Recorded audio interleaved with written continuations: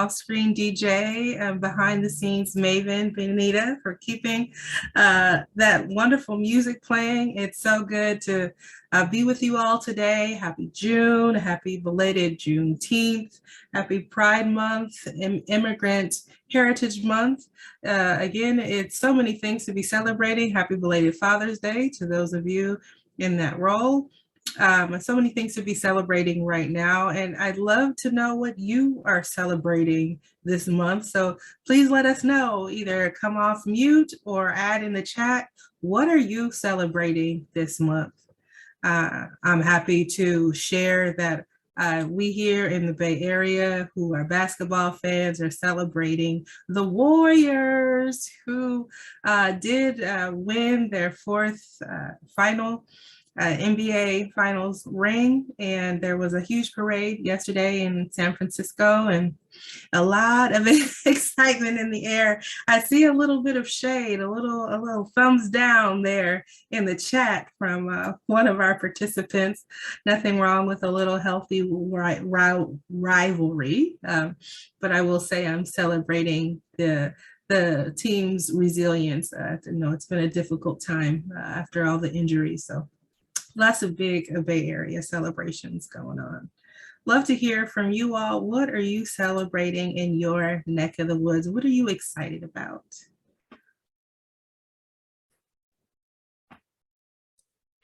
My family and we are celebrating a great relocation from Michigan to Charleston. So we are really excited about that. We are looking forward to all of the great warm weather and no more cold winters. So thank you. Congratulations, Ken. I cannot imagine the excitement that you all will have when you don't have to do Michigan cold. Love Michigan. Draymond Green comes from Michigan. Yes, ma'am. And so many other great things going on in that area. Congratulations for a new move. So excited. Thank you.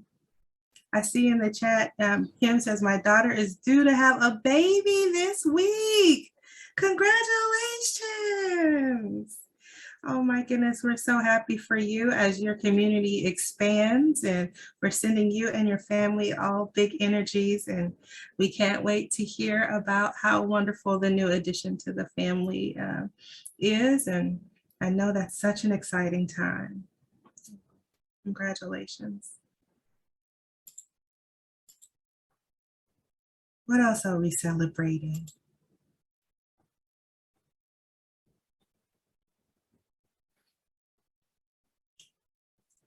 Well, feel free to keep those things coming. We always want to center all the wonderful things that are going on, and some things that, are not always so wonderful, but that we are experiencing as a community together. So with that, I'm going to pass it to Yvonne to take us on to the next section. Yeah, so as we start, we want to start with an acknowledgement that in the past month, but more so over the past 2 years, there has been an increased focus on youth and adult mental health.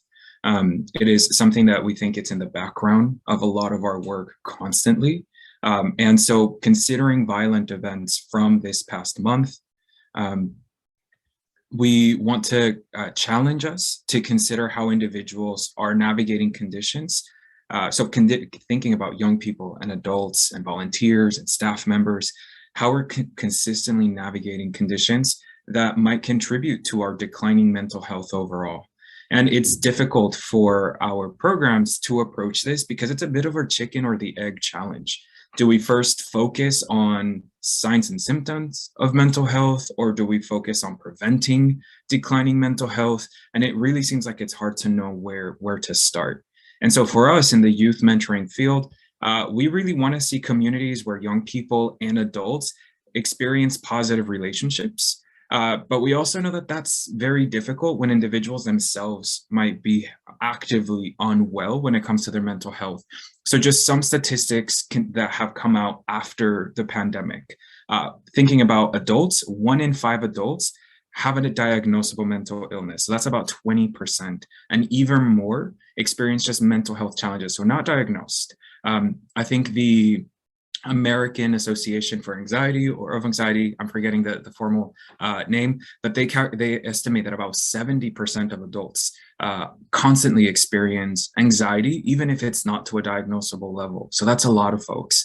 Thinking about young people, about 3 in 20 youth have experienced at least one depressive episode in the last year. About 2 in 5 high school aged youth are consistently reporting poor mental health. And something that's fairly alarming when it comes to suicide is that about 1 in 20 are having serious thoughts of suicide. That's about 11.4 million every year. And so what does that look for our programs? Thinking specifically of the Mentoring Plus community, where there are currently 374 mentors and 388 mentees. That means that in our programs, about 75% of our mentors currently have a diagnosable mental illness, and about 59 mentees have experienced depression in the last year. So really thinking that a lot of what we're talking and hearing about mental health is within our program. We're not thinking about folks in some distant community. It is folks that we work alongside, that we welcome into our events and into our activities. And a lot of these numbers are not factoring in parents. They're not factoring in school partners. They're not factoring in our colleagues. So we know that despite declining mental health, one proven protective factor that improves mental health is connectedness and participation in social leisure activities. 2 things that the mentoring world does really well. So we are really well positioned to welcome and support individuals that are experiencing declining mental health, but also give them tools to improve their mental health. So as we're working through today's agenda, let's really be aware of the landscape that we are in, and let's think about the position of our community, of our programs, that will influence how we do outreach, how we invite folks to be in our programs. With that said, let's consider this landscape as we're considering the program updates that we will share with you as we start discussing recruitment and outreach strategies, and then as we start thinking next steps for the program overall. So it's a fairly straightforward agenda overall, but even though this is fairly straightforward, we know that in the background, there's a lot of things that we need to be considering, and we really encourage all of us in our discussion and our individual work to think about how mental health is really something that we should be keeping front and center throughout all our discussions. With that, I will pass it over to Joey. Thank you so much, Ivana. I appreciate that kind of reminding us to check in with this idea and awareness that we have that will continue to see the manifestations of the impact of the last couple of years in our youth and in our families, and to really notice that in all that we do and consider that in our approaches. With that, I'm going to talk a little bit about program updates. If we can go on to the next slide. You all are doing so much good work, and it's being reflected in the IMS. And I want to share a little bit about where we are as a cohort in plus 20. Right now, as Yvonne mentioned, there are 372 matches to date. So we're at about 40% of our overall match goal. And that is within, again, the context and the landscape with which we are doing this work, which we know is a challenge as we are still all in different levels and phases of moving through a pandemic and now approaching summer. So there are some organizations who have been able to utilize this time to make some headway and some innovation in terms of methods of outreach. And we're going to talk a little bit about that later on today. Be sure that you are hearing from each other. But I do want to give some kudos to the orgs who are at 50% or more of their match goal. And I would say shout out to Lexington Leadership Foundation at 70% of their match goal. Nutmeg is at 56%. Low Country at 50%. YSS is right there on the cusp at 49%. And Big Brothers Big Sisters of East Tennessee is right there too at about 47%. So right now we are at about, we have 6 months left remaining in the match period for the grant, which is December, which is traditionally that is the point at which we stop making matches. And so this conversation, recruitment part 2 and outreach and how we do that is right on time as we think about ways that we can use our time in the summer months to prepare for fall and that last final push of making matches to go towards our match goal. Of course, we don't live in that and thinking that all the work is relayed by numbers and match goals. We know that there's so much that goes on in making one match, so much energy and effort, and we recognize that. And we also champion maximizing the opportunities to be in community with as many people as possible. If we can go to the next slide, thank you, to talk about mentor training. So the cohort is excelling as a group at completing pre-match training and adding it in IMS. Currently, there are only 56 mentors who are missing pre-match training in IMS. So overall, it looks like the pre-match training is happening and it's being added into IMS. I think this chart does not necessarily reflect that, but we know that it is happening, and we just ask you to go ahead and be sure to add that pre-match training in IMS as soon as possible after it's done so that we can reflect that information back out to OJJDP and to you all. One of the areas that is an opportunity for growth is that ongoing mentor training. So we know that the pre-match training is happening, but we want to be sure that that ongoing match training, our mentor training, is being recorded in IMS. So please update that. If you are having any challenges with content or ideas or methods of engaging mentors around that ongoing training, please reach out.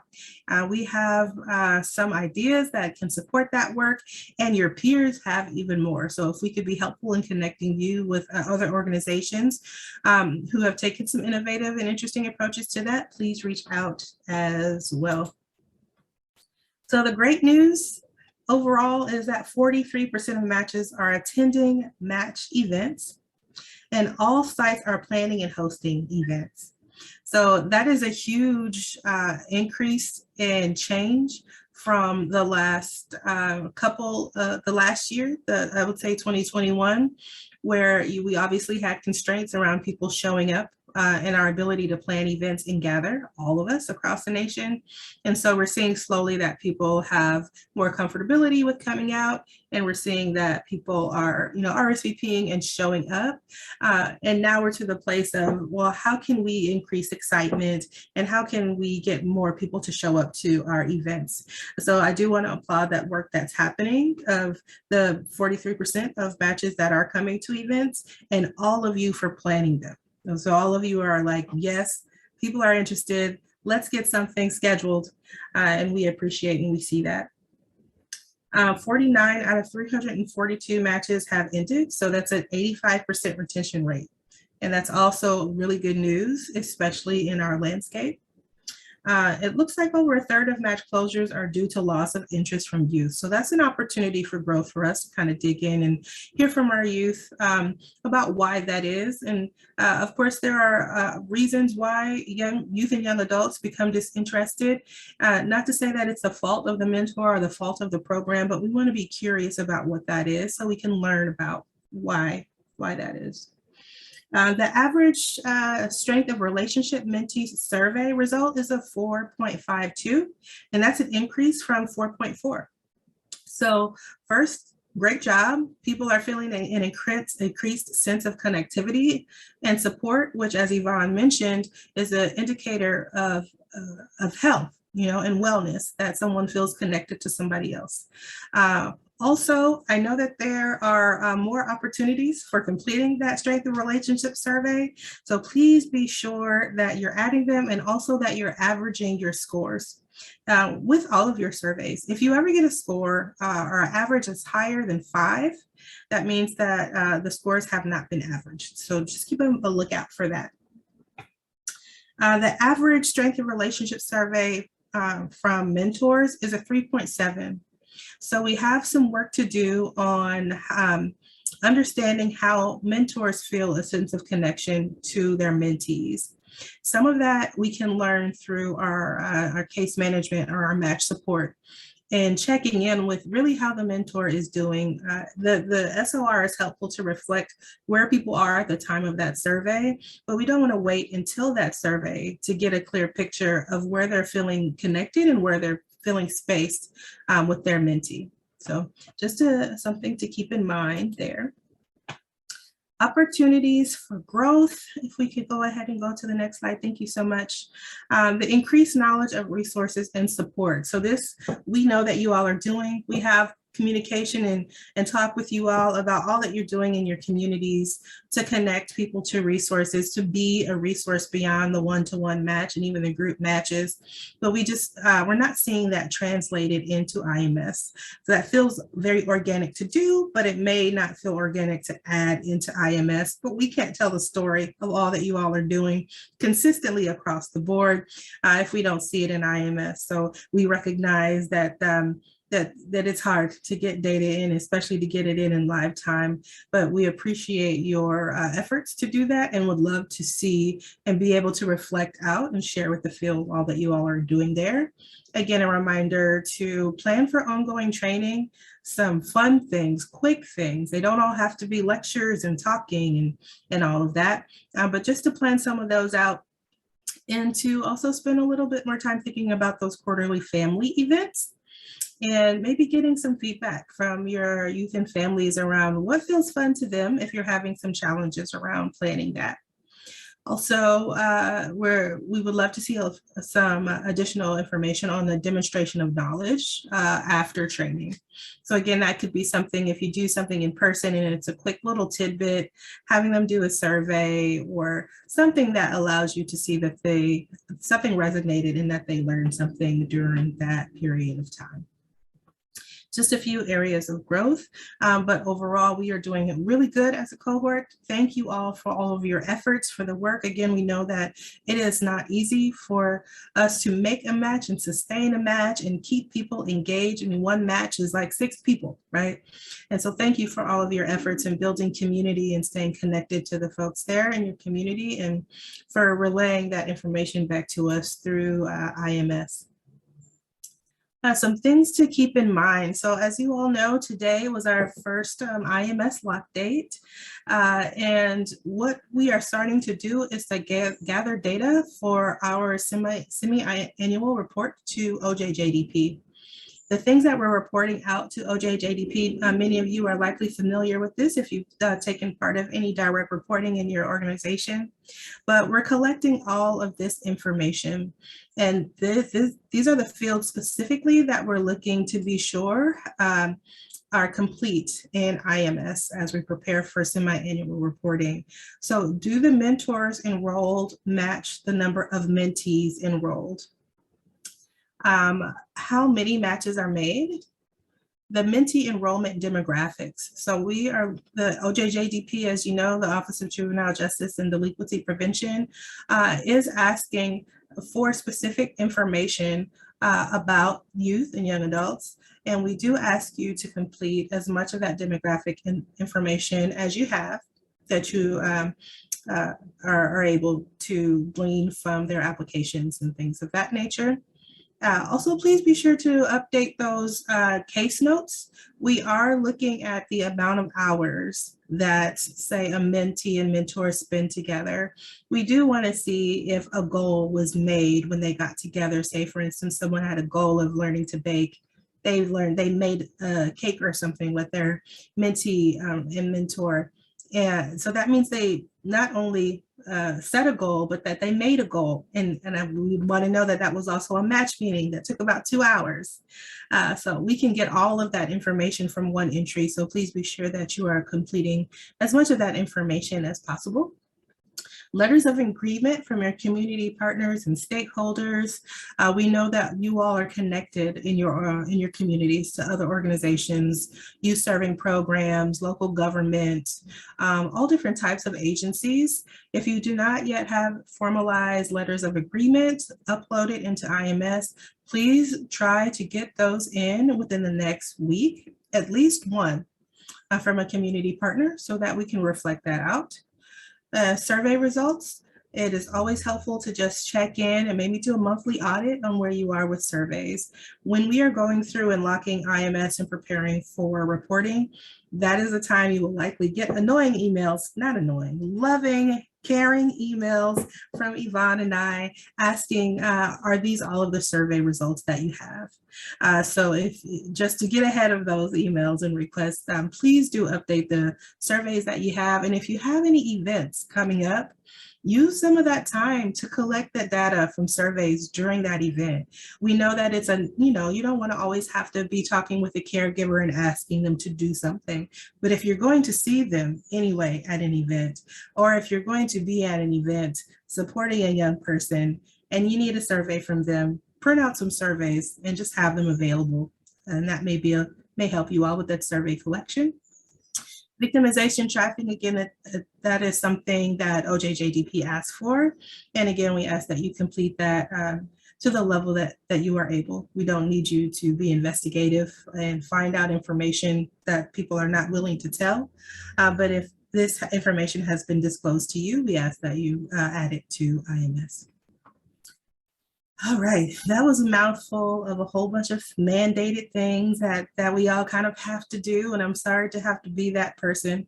And also I am happy to be that person because I want to be able to communicate out to the field, to OJJDP about the great work that you all are doing. I see a question in the chat. What do you put if you don't know the reason for a youth being in the juvenile court system? Well, if there is an opportunity to leave that blank, you can.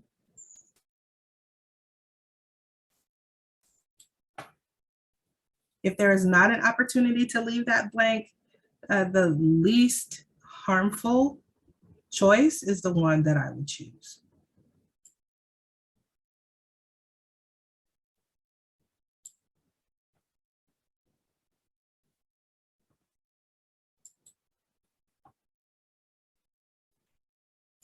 Great question, Kim. Any other questions?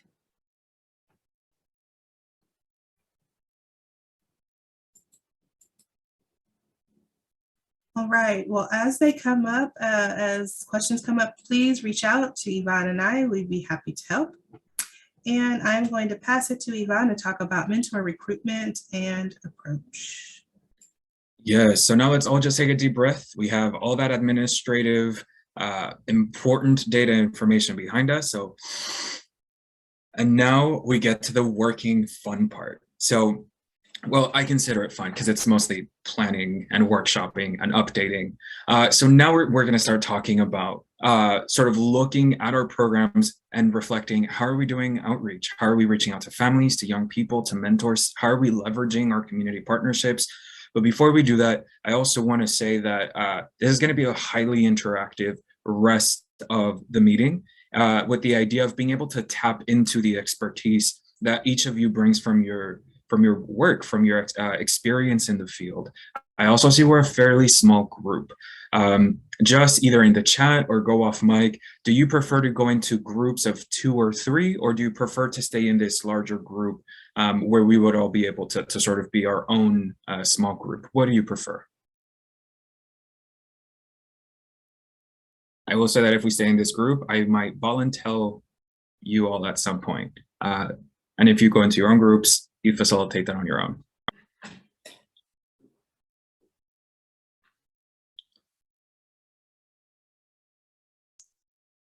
I see 1 for staying in this group.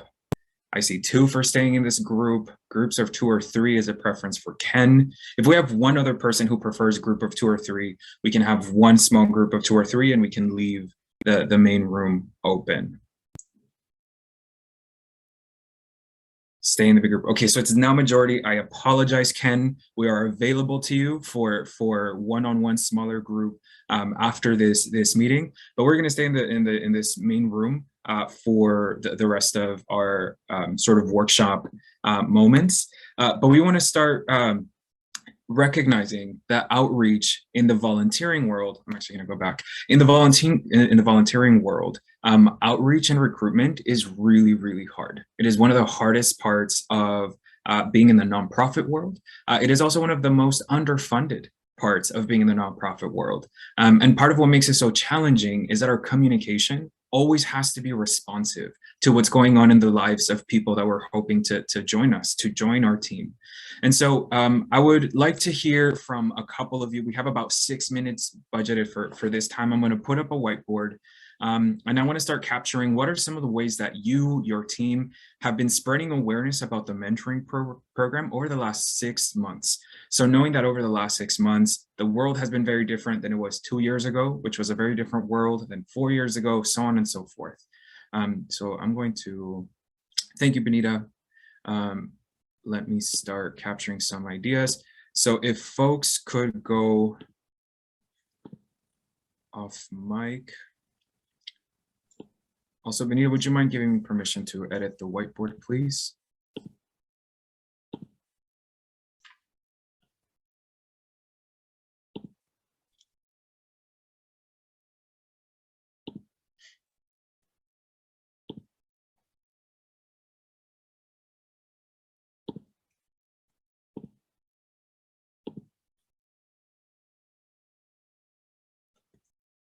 Thank you. And if I could just get a Kim, I see you. Would you give me a thumbs up if you can see the whiteboard on your end, please?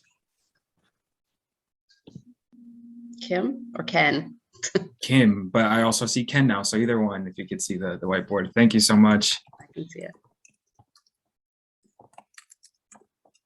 So what are some of the specific responsive strategies that you and your programs have tried to do outreach in the last 6 months, knowing that outreach includes families, it includes young people, it includes mentors.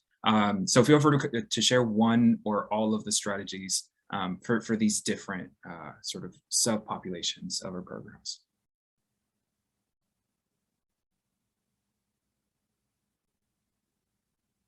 It's also perfectly fine to say, Yvonne, the world has been crazy. We have not been able to put too much attention on this. So outreach as far as recruitment, or outreach as like building resources and that type of thing? That is a great distinction, both. Knowing that every information that we get in front of people, it's actually an invitation for them to join, whether it's a worksheet, whether it's an invitation to an event.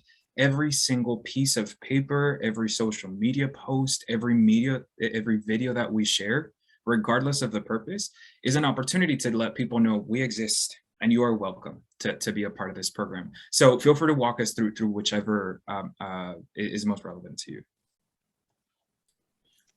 Well, we have the luxury of having a university in our city, so we do a lot of outreach with the college and our marketing department and our prevention department. They go to the college and talk to different groups of kids at the school.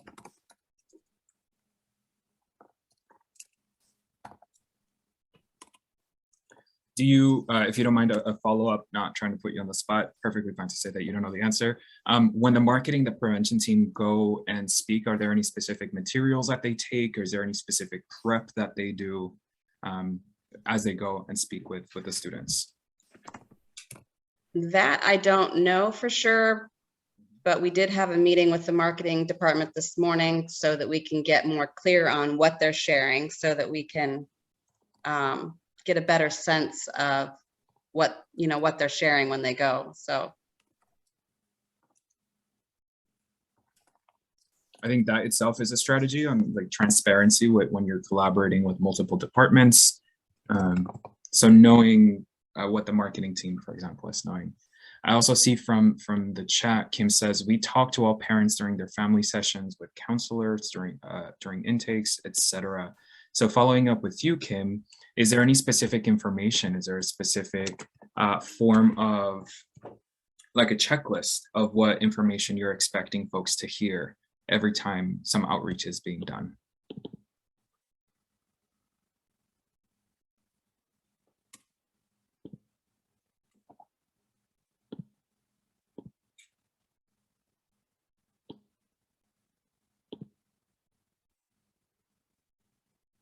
Hearing silence, I will open it up back to the group. Any other strategies? Oh, notes. Thank you, Kim. I was just being impatient. Not anything formal, just if they express interest, our referral gets sent to our lead mentor. All right, so I am gonna follow up on this and I'll try to be a little bit patient. What are some of the things that you hear that let you know that there is interest from someone? So what are the things that you see, that you hear, that let you know this person should be invited to apply, or this person should be connected with the mentoring program? And if this is something for other folks that it's a similar strategy, feel free to also share. I see Kim says parents saying their young person needs guidance or peers that are healthier is a big one. So very much just hearing cues that some extra guidance might be needed, that a sense of improvement over health. Other things heard are only children, unhealthy boundaries with peers, lack of parental involvement, which I think is what makes the mentoring field so appropriately positioned for supporting young people, is that it is so adaptive. And so a lot of these clues are definitely easy to be able to jump in and say, hey, we have a program that can help with many of those things that could be adapted. All right, so in the interest of time, I'm just going to leave these here, but the idea is to start thinking, how are we responsive to the things that our young people are experiencing, the families are experiencing? I don't expect all of you to have an entire research department as a result of this, but there are good sources of information where we can see what's on people's, on the back of their mind constantly. We can ask them during typical check-in calls. But for that, let me start sharing my screen once again. The idea is that we have adaptive strategies to current events, knowing that in 2022, it feels like current events are happening every single minute. And it's hard to expect our programs, to expect our teams to be updating their strategy every minute of the day, but it is very important that we have some logic, that we are able to say, event A is happening in our community and it is very impactful. How is it that our communication, how do we ensure that our communication is sensitive and responsive to that? One of the biggest things that I think we as a field have a lot of room for growth is occupying digital spaces. Young people live and thrive and connect with each other in digital spaces. Many of us live in digital spaces mostly to update our databases, which makes complete sense. That is very much how we are set up. And we also might not be reaching young folks where they are. So we encourage you to take this question back as you're thinking and you're interacting with people in your program, as you're interacting with partners, as you start collaborating, and have a recurring check-in. How are we adapting? Are we still reaching out to folks as we did 2 years ago? If the answer is yes, probably the message isn't going to be as appropriate as it could be because the conditions change. We encourage you to start with broad dissemination, and we'll go into that in a little bit more about what it means to start with broad dissemination. But there are 3 large areas where we encourage you to have very specific and responsive strategies. The first one is with family engagement. So how are we communicating with families? I think this is where Kim's suggestions, Kim from Common Ground, her suggestions come in bringing it up and being responsive and having an open ear to specific cues from families during counseling sessions as they're speaking with case managers, but having a specific strategy for families. The second one is specifically with young people, or asking ourselves, in what ways does our program utilize youth voice and expertise as an outreach strategy? In other words, are we collaborating with young folks in order to know what are the messages that they're going to listen to? What are the messages that are going to resonate with them? So instead of speaking at young people, how are we speaking with young people? I know that for many of us that have been doing this work for a second, that sounds like a cliche now, but it is I would say it's a very relevant cliche. How do we not talk at, but with young people? And the third sort of cluster of responsive outreach as a strategy is specifically with your community partners. Asking ourselves, how do you create and sustain authentic partnerships that are in service to the youth you serve? Knowing that community partners are great locations to outreach and invite families, young people, and mentors. we have a couple of more guiding questions to go even deeper into each of these three clusters. So just highlighting a few questions, and then we'll go back into trying to brainstorm a couple of answers and strategies for some of these together. So guiding questions for materials that families, that caregivers are going to see. What would the families you work with say about your program to their neighbors? We're going to briefly talk about word of mouth a little bit towards the end of our time together today. But word of mouth is incredibly impactful. It's a double-edged sword. One, people are more likely to talk about bad experiences than positive experiences. So we really want to be able to have an open ear, specifically when it comes to volunteer experiences. They're likely to speak about negative than positive experiences. So we want to be able to know, what are folks experiencing? What are they likely to share with their neighbors, with their faith communities, with their sports communities? And how would you continue to engage families when youth graduate? So when youth are no longer directly part of the program, are there opportunities for them to continue providing feedback, to provide leadership, to provide context? And finally, what do your families think about your materials? Do they look outdated? Are they easy to understand? Are they easy to navigate? If they have any questions, can they find in those materials who to contact for clarification or follow-up? As we think about connecting with young folks, with potential mentees, what would they say? Or what would you say to youth about why they might want to participate? Again, are we being a little patronizing and saying you need to be better? You need to have better skills. You need to improve your school curriculum? Or is this a collaboration where we say we really are excited to have folks like you participate in our program? We want you to join our activities. We want to hear from you about how our program could be better. How do you involve youth in recruiting other potential mentees and potential mentors?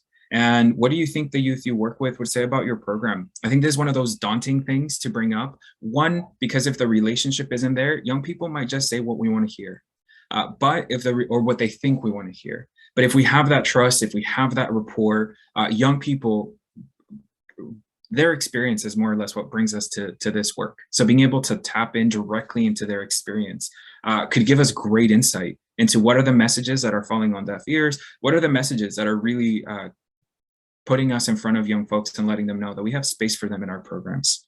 And lastly, for the cluster or the bucket of leveraging our community partners.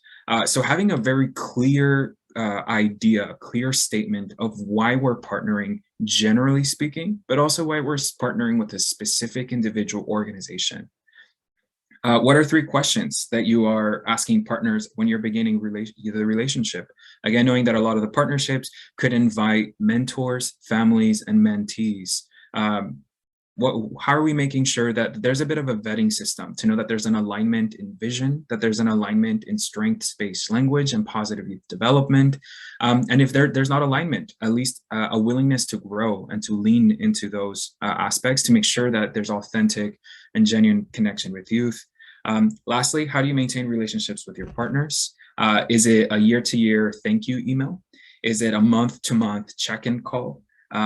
And how do you make sure that there's alignment on the goals that you're having? So with these questions, we're going to spend a few more minutes trying to think of our programs, knowing that we have programs that operate in urban settings, or programs that operate in rural settings, and knowing that all this messaging changes. So let's start with family engagement and outreach. If you have any links that you would like to share with us, if you have any examples, or if you have any questions in order to clarify these for you, I'd like to open it up and just hear, how are the families that you work with? What do they say about the program to their neighbors? What do you think they would say?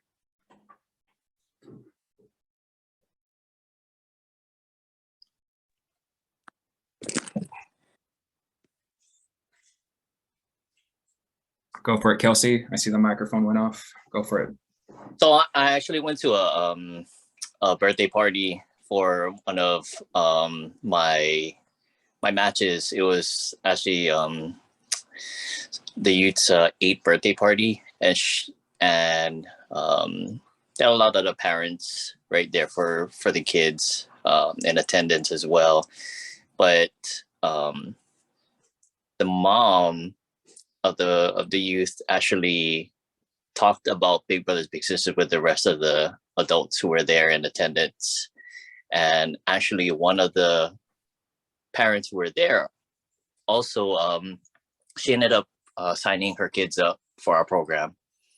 And so I thought that that was big for us as an organization to have that word of mouth spread, you know, in such a positive way. So yeah, that's my take on it. Yeah. First, so much respect and admiration for the fact that you're so deeply embedded with your community and your program that you're attending birthday parties with folks in your program. I think that's amazing. Something that I think we all could strive to emulate, even if minimally. I know that there are programs that throw birthday bashes every month and whatnot, but going back to the word of mouth, that is one of the strongest, I'm not a fan of the word recruitment, outreach methods that we have. And the reason I say strongest is because word of mouth is the one that is most likely to result in enrollment. As you said, we could be spreading social media, we could be partnering with radio and podcast programs, but we would need to connect with a far larger number in order to reach folks to enroll. Word of mouth, you need to connect with far fewer folks in order to enroll. So thank you so much for that example, Kelsey. In the interest of time, I'm going to jump to the last portion here with outreach community. Actually, no, let's keep this centered on young folks. But in the interest of time, this will be my last question to the group.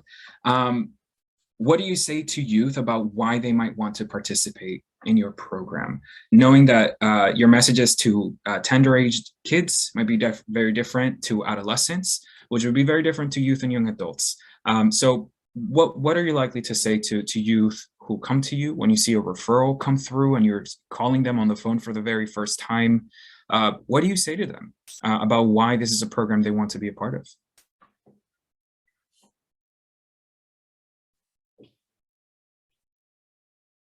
Or if this is something that you have been thinking about and you want to get feedback on, this is also the moment to say, this is what we've been saying. How can I change it?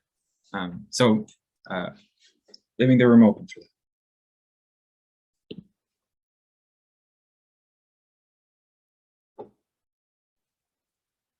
Yeah, but I'll add my 2 cents to this. So I think be authentic, right? And using our own personal life experience. You know, for me, I needed a mentor growing up, and my mentor was my high school football coach. And so I think this is a perfect role for me to be in, and for me to be able to relay that message like to these young kids, that we all could have that person there as a source of support. Because I think, especially for the parents who are trying to sign these kids up, like the parents know more about the kid than we know, and so evidently they know that these kids need that extra support.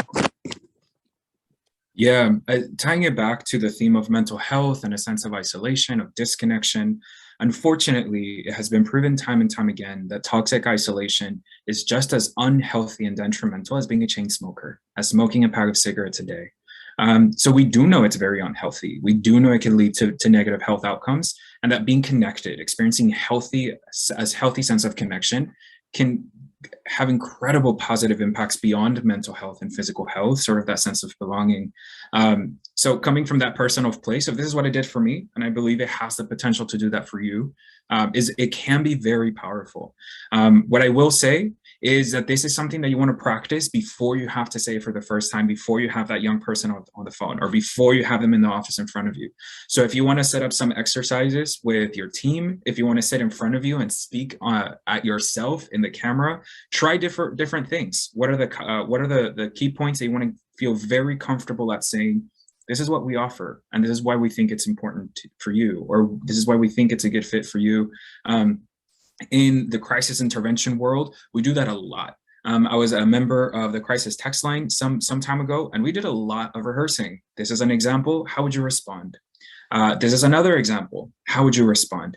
Knowing that every young person deserves a response that is unique to them. We don't want boilerplate answers. We don't want copy and paste interactions, because that feels very transactional. And so the best way that we can sort of be prepared but still be adaptive is to practice a variety of responses.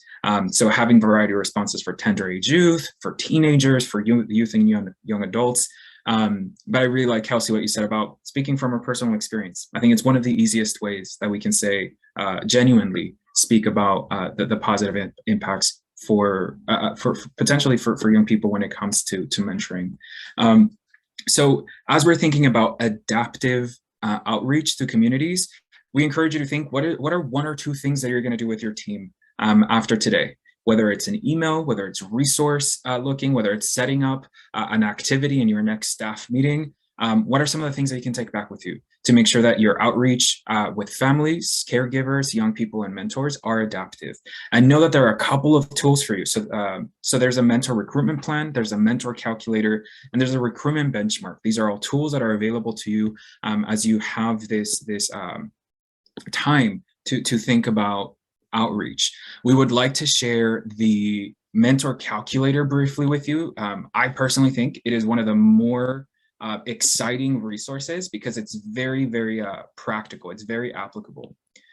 So this is something that we shared with you. If you don't have it in front of you, we can also share with you via email in a follow-up. And let me pull up.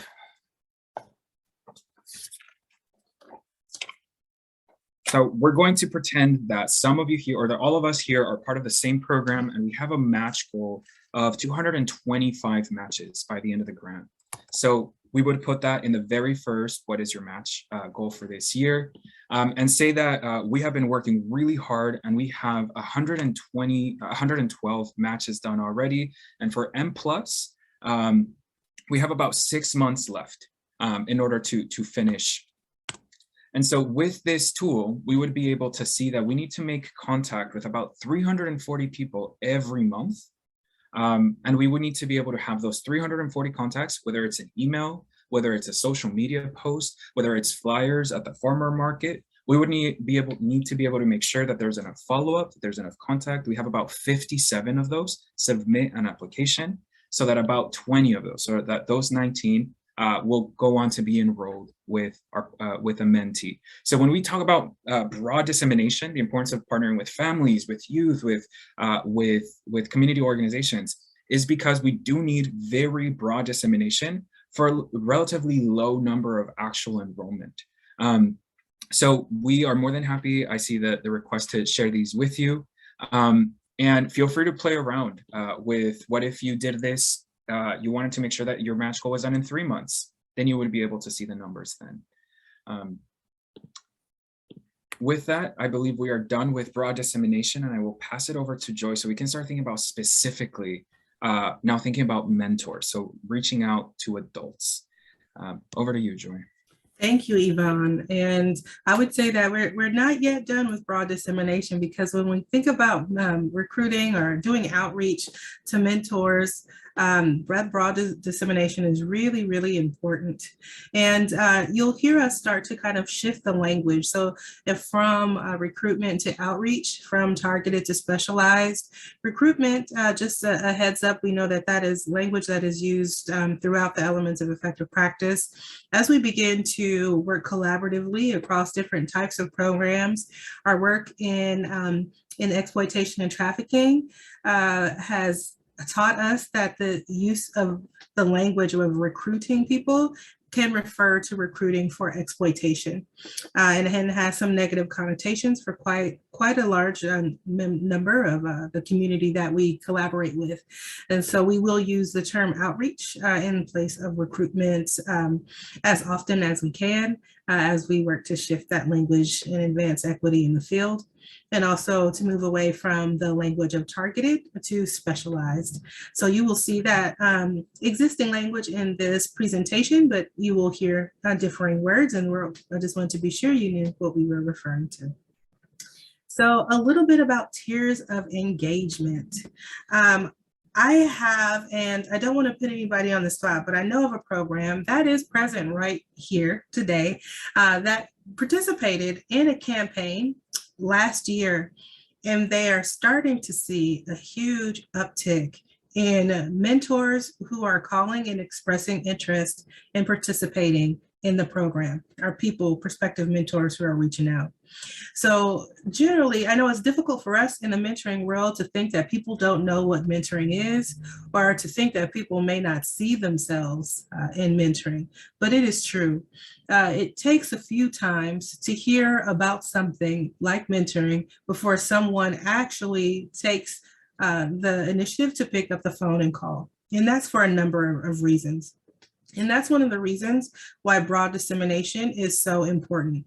Getting the word out there, increasing awareness about your program is always a good thing. But a lot of you, a lot of the programs involved in M+ have spoken with us during TA check-ins that there is a special need in their community for more, say, male identified mentors or mentors of color, or specifically male mentors of color. So that moves beyond the broad dissemination. That is what's referred here as targeted recruitment, or rather that is specialized outreach. There are some programs who have a model that is particularly a specialized model. Let's say it's around activities, and they are seeking people who are involved in activities to be matched with youth who are also going to be involved in physical activity. So that can mean a myriad of things, but the broad dissemination may not capture someone who is really passionate about cycling. If you are looking for someone who's passionate about cycling, you want to reach out to the cycling community. There's also that intentional consideration, which overlaps slightly with targeted recruitment or specialized outreach. But how are we changing our messaging to appeal to the people that we are seeking to include? So that broad dissemination, which is like, this is our organization, you can come be a part of it, is going to miss that mark slightly. So we need to tailor our communication. Our application and enrollment. So by the time we kind of get to the point of you found out about it, somebody tailored their language specifically to you, and it's almost time. It's almost time for somebody to apply. That requires another level of information. So do people know what action to take once they found out about the program? Do they know how to connect with you and get in touch with your staff and enroll in the process of mentoring? So many different things happen, from awareness of mentoring to I have enough information, I see myself in this opportunity, I'm going to apply, and now I'm actually going to mentor.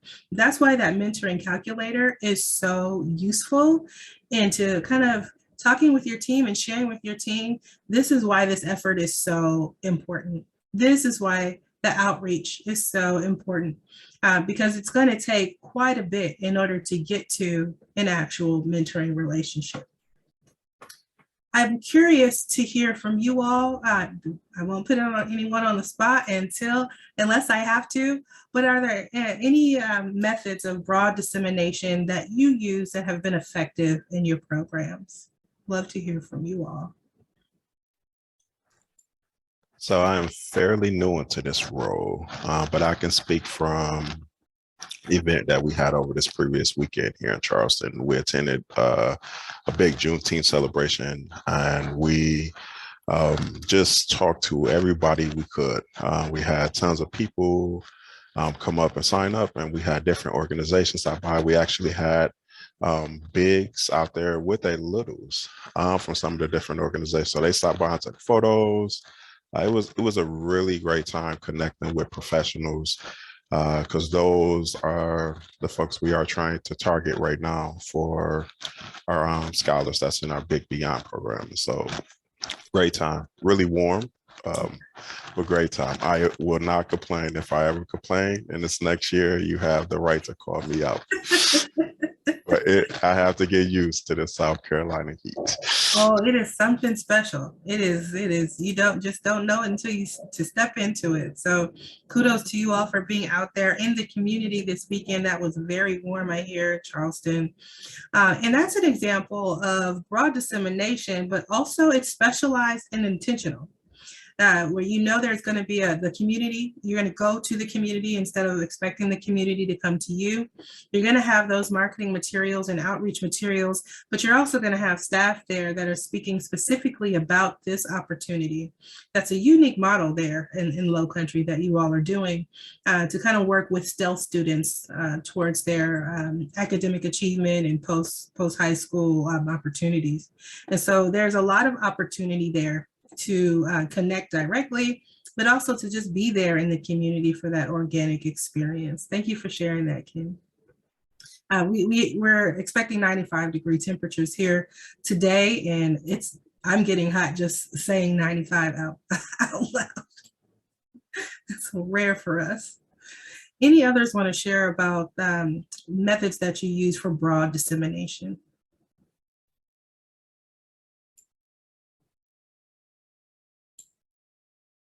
All right.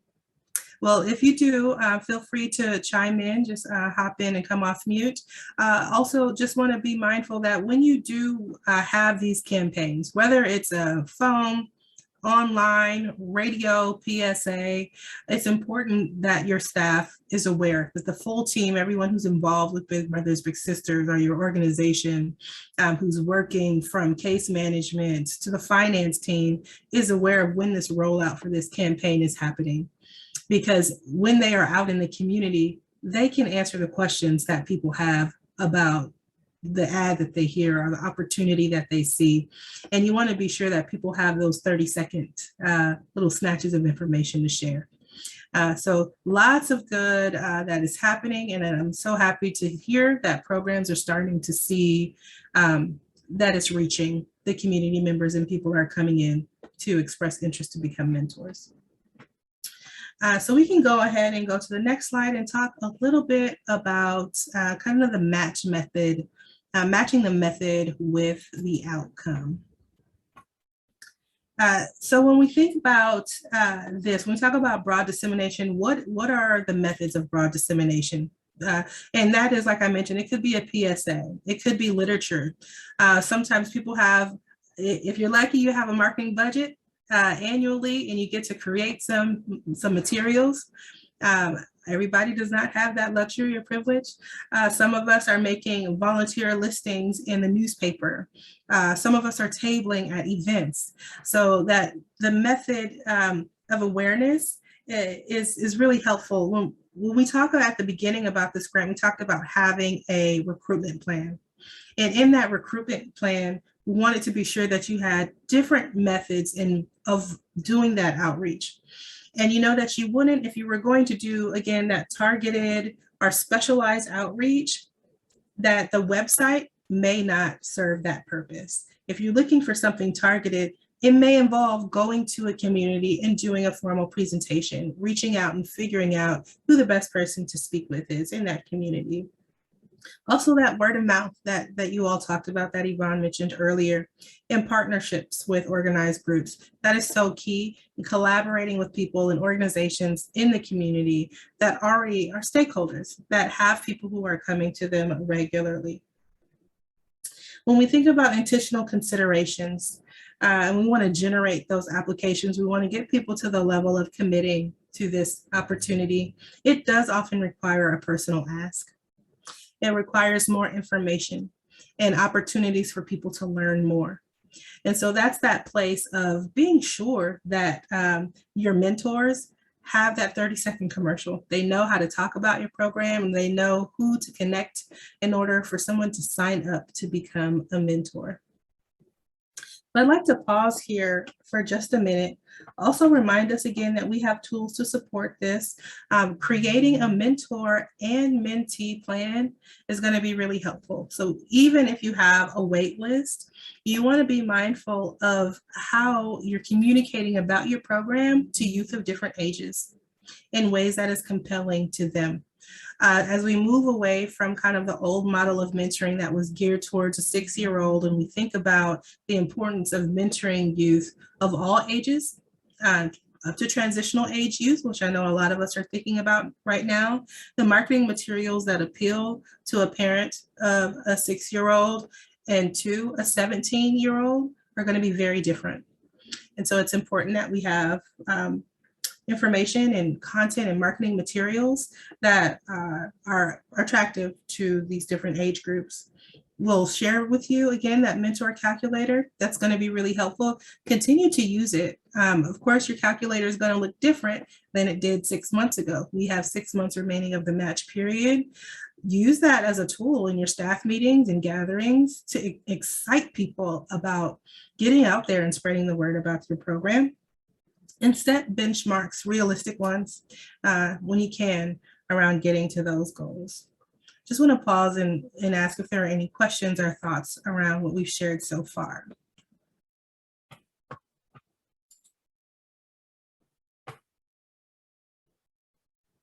All right.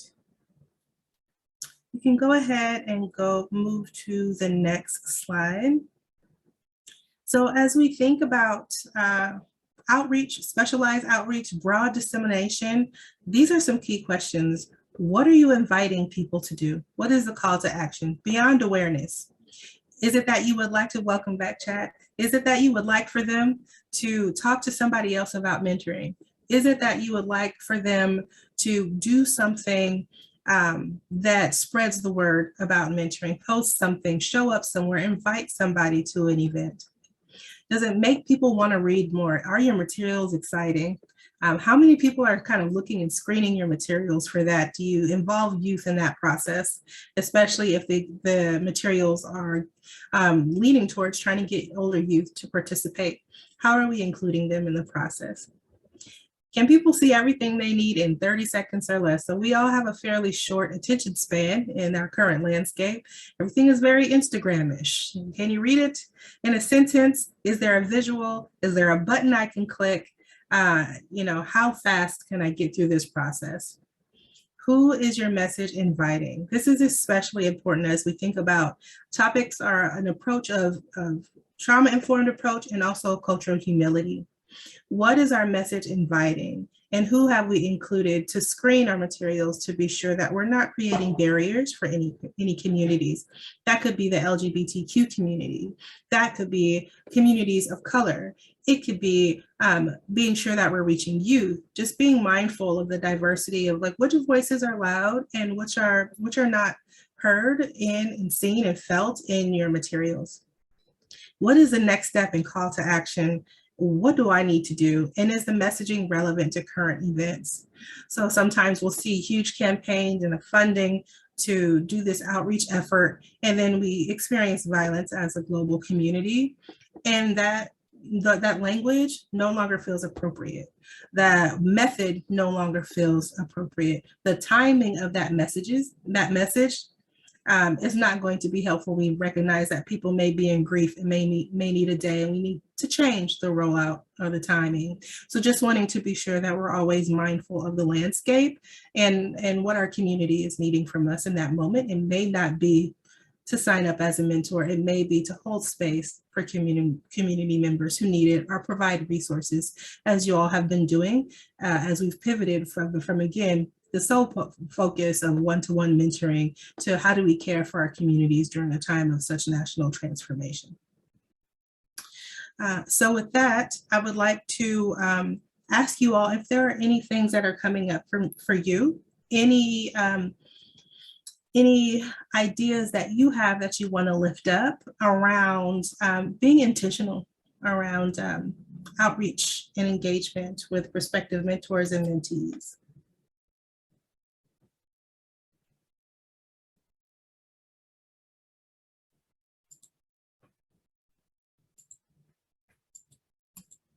And that's okay too. That's okay too. Take your time. Some of this we're going to have to marinate on. I do want to briefly touch on one last thing briefly, and then I'll pass it over to you, Yvonne, to talk about next steps. But the final thing is just a plug again for word of mouth. It happens naturally, but you can help it along. You know, who can be your ambassadors? Everyone who's connected to your program, who knows about your program, is a program ambassador. We're all talking about your program. It comes up for us naturally, as it should, but sometimes we need just a little bit more information so that we are effective ambassadors. So if you have a newsletter, if you are going out to an event, be sure that the people there who are going to be representing your organization have that 30-second pitch. Maybe have a little postcard or something to share so that people can go from just talking about it to actually being ambassadors that get people to action and lead folks to your program. And with that, I'm going to pass it to Yvonne. Thank you, Joy. I would like to loop in something that Kim from Youth and Shelter Services shared, that her team just had a meeting with her marketing team to know what folks were we're going to be sharing. Having this key questions, maybe with meetings like that, with the marketing team, with the communications team, is also great guidance to be able to tell, all right, communications team, what are we inviting them to do? When you go to speak with students at a university, how are you making sure that they are engaged? What is your 30-second pitch? If you are part of a smaller team that doesn't have a marketing or communications team, because you are the marketing and communications team, we encourage you to do this as a self-inventory once every quarter, once every 3 months, really checking what does our Instagram look like? What is in our newsletter? Are we asking people to read an entire dissertation every time we send something out? So really using those questions as really good, practical, objective guidance, not necessarily to tell you what is your next step, but rather to have a clear sense of what does our strategy look like now. So with that, we're going to start moving on to next steps. We're going to start with a few announcements. TA Thursdays, we're going to continue them. The context of TA Thursdays, they did not happen. They did not exist pre-pandemic, but the M+ community, specifically the M+19 cohort, they really saw benefit in being able to have collaborative sessions where we can come together, speak about common challenges, brainstorm possible solutions. We're revamping the way TA Thursdays are being put together and shared, knowing that the calendar invitation got pretty messy. Hashtag Google Calendar. With that, we're revamping it. You will be receiving a Google Groups invitation. There is no extra steps for you to take when you take that invitation, but it'll be easier for us to be putting calendar blocks for TA Thursday, for partner meetings. So you will see that. So not only is TA Thursday coming up, I believe next month is our next TA Thursday, but you will also just see some communication around it. Our next partner meeting, we are keeping this every other month. So the next one will be August 23rd at 2 p.m. Eastern. And IMS update lock date, reminder that it happened today. And the lock is already lifted. So this is an announcement for the sake of transparency, but no further action on your end. We would like to take a second to make sure that we have the latest information so that your staff, your team has all the access they need to partner meetings, to TA Thursday, to IMS, to LMS. So we're going to be putting a link in the chat. Let me copy and paste it real quick. Oh, thank you, Joy. So, and let me change the setting permissions. Since your contact information is here, this is going to be briefly open, and then we're going to lock it just to be mindful of your privacy, your team's privacy. At the very bottom of this Google Sheet, you will see the cohorts in our team. Please find your team's cohort and update the information with an X for the column if they should be included in invitation for partner calls, if they should be included in invitations for TA Thursdays, for monthly TA check-ins, and if they need access for IMS, being the database system, and LMS, which is where we store the recordings like the partner call today and other resources. So please find your team, update it, remove individuals that are no longer part of any of these or do not need access to any of these things. Add individuals. Ken, I believe you are not in the low country tab, so please add yourself in here. We'll give that a couple of minutes and expect more email communication in order to for this update to hopefully be effective. If you have any questions, Joy and I will do our best to be timely in responding to you, but you can reach us at any time via email. Feel free to reach out to us. We're happy to be available and to answer any questions you may have. We will be sending an evaluation link. We really appreciate your feedback around partner meetings, any ideas you may have for future partner meetings. With that, we have reached the end of our time together today. We have about 14 minutes to workshop any of the questions that came up today. If you would like us to look at resources together, answer any outstanding questions. But other than that, thank you so much for taking the time to join us today. We look forward to seeing you in next month's TA Thursday and in the partner call after that. Other than that, that's all I got. Anything else from you, Joy?